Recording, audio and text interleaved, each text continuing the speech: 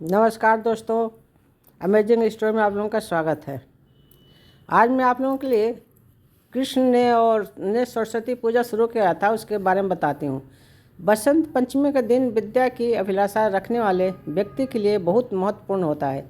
सबसे पहले माँ सरस्वती की पूजा के बाद ही विद्या आरंभ करते हैं। ऐसा करने पर माँ प्रसन्न होती हैं और बुद्धिमान तथा विवेकशील बनने का आशीर्वाद देती हैं। विद्यार्थी के लिए माँ सरस्वती का स्थान सबसे पहले होता है।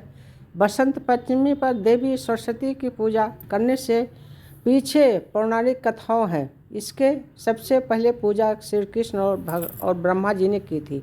देवी सरस्वती ने जब श्री कृष्ण को देखा तो उनके रूप पर मोहित हो गई और पति के रूप में पाने की इच्छा करने लगी।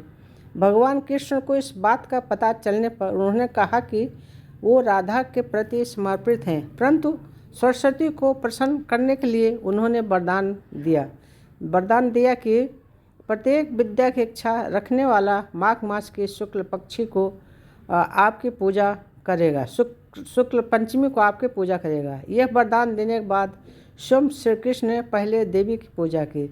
सृष्टि निर्माण के लिए मूल प्रकृति के 5 रूपों में सरस्वती एक हैं, जो वाणी, बुद्धि, विद्या और ज्ञान की अधिष्ठात्री हैं देवी हैं। बसंत पंचमी का अवसर इन देवियों को पूजने के लिए पूरे वर्ष में सबसे उपयुक्त है, क्योंकि इस काल में धरती को जो रूप धारण करती है वह सुंदरतम होता है।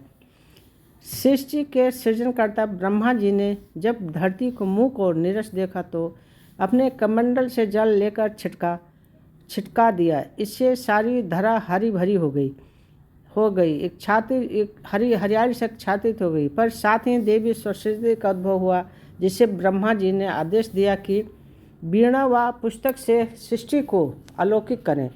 तभी से देवी सरस्वती के वीणा से झंकृत संगीत में प्रकृति विहंगम नृत्य करने लगती है।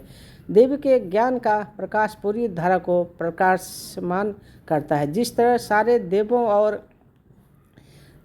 और यीशु में जो स्थान श्री कृष्ण का है, वही स्थान ऋतुओं में बसंत का है। ये स्वयं भगवान श्री कृष्ण ने कहा था। तो इस तरह से ये कहानी पहले श्री कृष्ण भगवान जी ने सरस्वती पूजा की थी, तब और लोगों ने पूजा शुरू कर दी। आप लोगों को कहानी हमारी कैसी लगती है, प्लीज़ आप लोग हमें कमेंट किया करिए।